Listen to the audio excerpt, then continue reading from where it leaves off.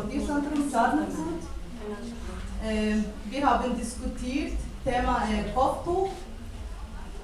Wie finden wir, wenn wir Kopftuch haben? Wir haben viele Frauen, die Ausbildungen gemacht und sie bis heute keine Stelle finden. Ich habe selber 2 Ausbildungen gemacht als Küchenhilfe und Service. Ich habe lange Arbeit gesucht und habe immer gesagt, leider wir konnten nicht geben wegen Kopftuch. Das ist ein Thema und Thema für Kinder, wegen Schule. Wenn die Kinder in der Schule sind am Reisen und Kinder haben F-Ausweis, sie können nicht mit in die Schule gehen. Und die Kinder kommen zu Hause und fragen Mami, warum wir dürfen nicht gehen mit den anderen Kindern. Und die Schule was sagen? Sie sind Mutter schuld, weil die Mutter haben keine Bewerbung, sie arbeitet nicht. Aber das ist nicht wahr, das ist nicht Schuld von Mutter und vom Vater. Das ist Schuld von Stadt.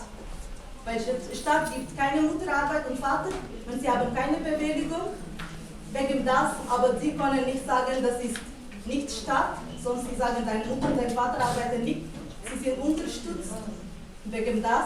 Das ist ein Thema und Thema, wie ich unterstütze meine Familie, wenn ich selbstständig bin. Zum Beispiel meine Frau arbeitet nicht, ich arbeite alleine und meine Frau will noch mehr Deutschkurs machen und so. Wo finde ich das eine Unterstützung, dass ich nicht bei Sozial bin? Wo bekomme ich das? Ich gebe weiter. Ja, ist gut.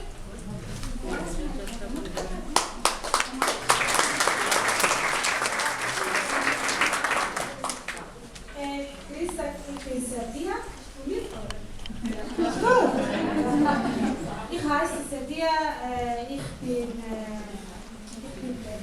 verheiratet, ich habe 2 Kinder. Mein Mann ist Elektriker und ich bin als Zimmermädchen arbeitet. Ich habe noch nicht Beruf gemacht, aber ja, ich habe eine Stelle gefunden vor 6 Jahren. Ist so, meine Frage ist, ich wollte oder ich wünsche Dolmetscherfrau werden.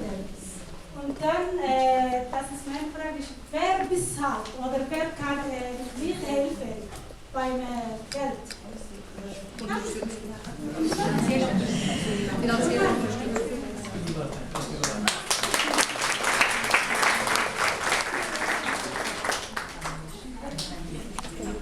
Danke auch für diese Frage. Das ist fast die gleiche Frage, die am Anfang gestellt wurde. Ich würde auch dir empfehlen, dich zu bewerben für diese zweite Chance auf eine erste Ausbildung, wo die Ausbildung finanziert wird.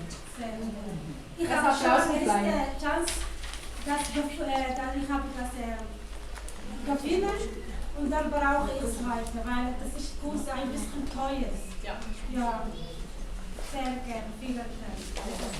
Dann wäre Nandini, tamilische Sprache, ihr wart eine große Gruppe. Nicht so viele Punkte.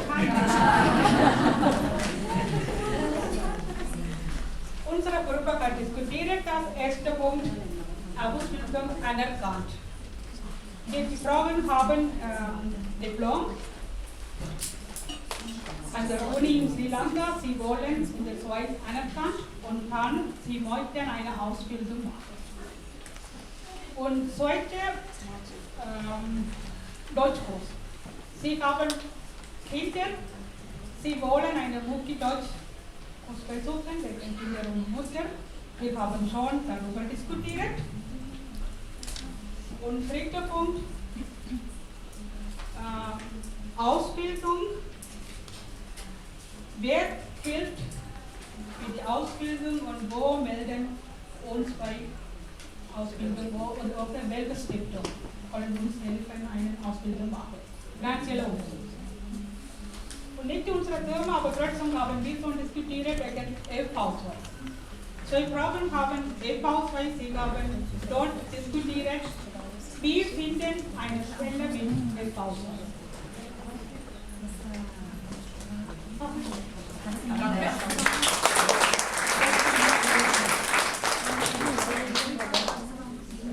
Dann kommt die eritreische Gruppe.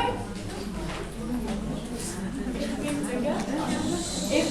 und die kindersprechende Gruppe haben wir auch sowieso von die alle gehört haben, das Thema hat schon betroffen. Aber noch dazu wollen wir noch sagen, dass es gibt so viele ausgebildete Frauen, die mit ihrem Rucksack aus ihrer Heimat gekommen sind und da mehr als Kochen und Putzen machen können. Und das wäre super eine Möglichkeit, sich auch ausbilden zu lassen, Möglichkeiten zu bieten und noch in der Tagesschule, Kitas und so wie mit den Kindern zu arbeiten, weil sie verstehen ihre Kinder, ihre Kultur mehr als die Schweizerinnen oder so. So, das wäre super, diese Gelegenheit zu haben. Und noch, es gibt Probleme in der Kita. Die Frauen, wenn sie arbeiten wollen und noch diese nicht so Wohlgefühl haben, die Kinder in der Kita oder Tagesschule zu lassen. Es fehlt manchmal so offene Kommunikation zwischen die Leiterinnen und die Mutter. Wenn etwas passiert, sie sagen nicht so oft, egal sowieso. Dann, wenn sie die Kinder baden wollen, in der Abend, sie erfahren, dass die Kinder passiert etwas. So, darüber haben wir auch gesprochen. Und noch wegen Ausbildung, so, das Alter ist noch ein großes Problem und den Ausweis noch. So, dafür haben wir viel gesprochen. So, wir hoffen, dass der Kanton das wahrnimmt und etwas tun. So. Nicht nur so starten oder ja. So, wir wollen so etwas Praxis sehen, nicht nur immer diskutieren und ja. Merci.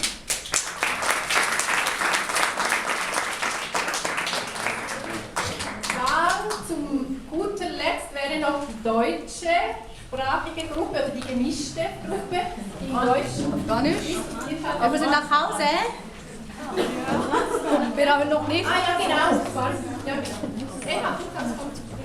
Sorry, du kommst noch. Ja, okay. Ja, Der gute Abschluss kommt später. Mein Name ist Eva, ich bin seit 5 Jahren in der Schweiz aus Deutschland gekommen und arbeite erst seit einem Jahr in der Dienstleistung. Das war ein großes Thema, dass wenn man den Job-Einstieg macht als Mutter, das nicht familienfreundlich, nicht mit den Kindern vereinbart ist, weil viel in der Dienstleistungsbranche stattfindet. Und das sind einfach Zeiten, die man nicht gut mit den Kindern koordinieren kann. Eine Lösung ist uns da auch nicht eingefallen, das ist ein großes Problem. Sie hat einen großen Willen und ein starkes Kämpferherz. Damit hat sie schon einige Hürden überwunden und steht heute mit ihrer Erfolgsgeschichte am Mikrofon. Nandini, ich kann auch nach vorne kommen, bitte schon einen herzlichen Applaus.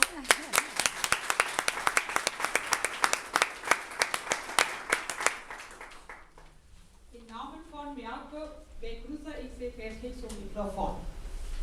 Miako organisiert diesen Plattform bereits zum 3. Mal. Ich bin Frau Nandini, lebe seit 2000 hier in der Schweiz. Ich habe 2 Kinder, welche hier geboren sind.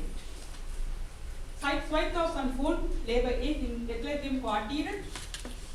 Ich bin sehr froh, dass ich in diesem Quartier lebe.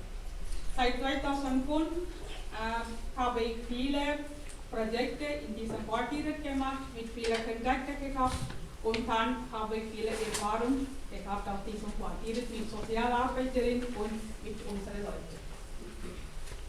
Ich arbeite als in der kulturellen Übersetzerin und in Beraterin im Infoteil.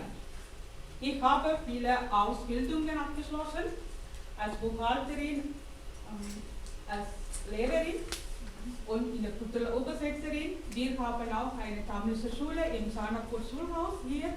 Wir haben 200 tamilische Kinder und 7 Lehrkräfte. Mein Mann ist als Leiter in der Schule.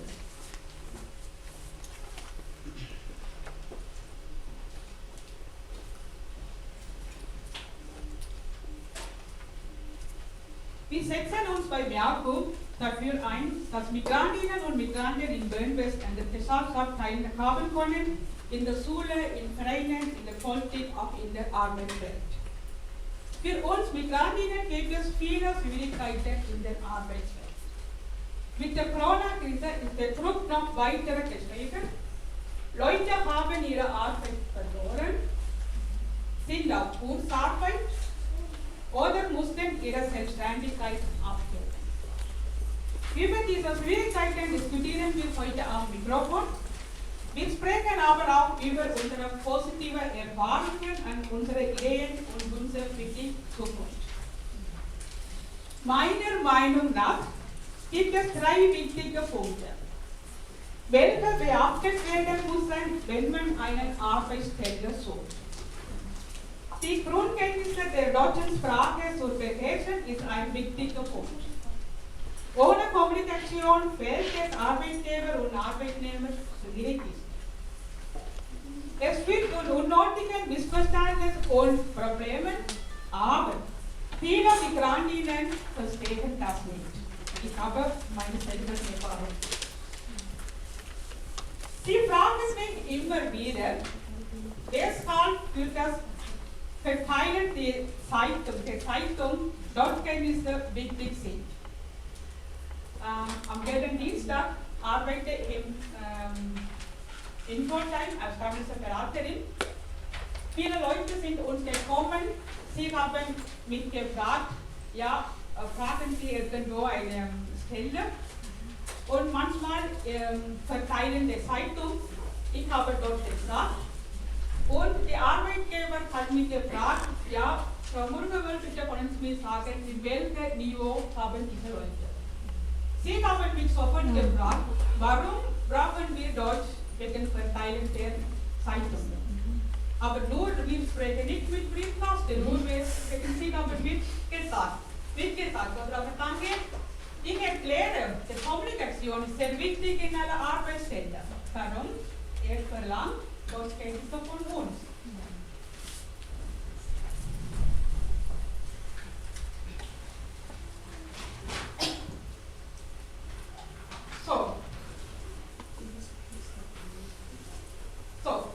Falls Sie einen Fehler machen oder wird dieser Ihnen mit einem Brief mitgeteilt, doch Sie werden den Fehler nicht verstehen und wiederholen Ihre Fehler.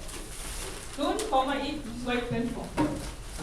Wenn Sie Alltagsprobleme in der Arbeitswelt nicht selbst lösen können oder am Telefon Ihren Arbeitgeber nicht verstehen, suchen Sie sofort jemandem anderes, welcher Ihnen diese übersetzt.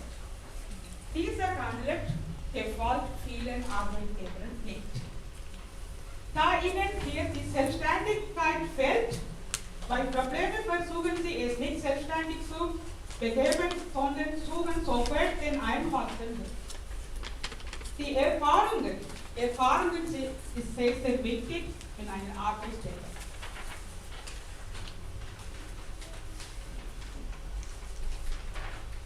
Welche wir sammeln, sind sehr wichtig für die Arbeitswelt. Viele Migrantinnen ist noch nicht bewusst, dass jeder Beruf neue, wichtige Erfahrungen bringt. Mit jeder Erfahrung können Sie sich bei nächster Arbeitsstelle besser verhalten. Zum Beispiel war ich im 2001 in ein Asylheim, ich bin auch Asylanerkannte, und musste für eine andere Frau übersetzen. Ich musste Englisch auf Tamil übersetzen. Für ca. 90 Minuten bekam ich 25 Franken als Lohn. Dieser war mein erster Gehalt in der Schweiz. Ich habe heute immer noch 25 Franken hier, diese Frau, Sozialarbeiterin von Asylheim, sie hat geschrieben, ja Frau, ist das auch meine Tätigkeit, sie übersetzt 90 Minuten, sie bekommt 25 Franken. Das ist sehr wichtig, meine erste Arbeit in der Schweiz. Und dann, diese war mein erster Gehalt, diese Erfahrung ist ein wichtiger Grund, weshalb ich mich später entschieden habe, Übersetzerin zu werden. Ich möchte Sie alle motivieren, daran zu bleiben, auch wenn der Weg nicht einfach ist. Ich bin gespannt, heute Ihre Erfahrungen und Ideen zu hören. Und ich hoffe, dass Sie am Ende der Veranstaltung sagen können, ich bin motiviert, ich schaffe das. In diesem Sinne wünsche ich Ihnen einen spannenden und motivierenden Nachmittag. Danke. பரசங்குளத்திலேருந்து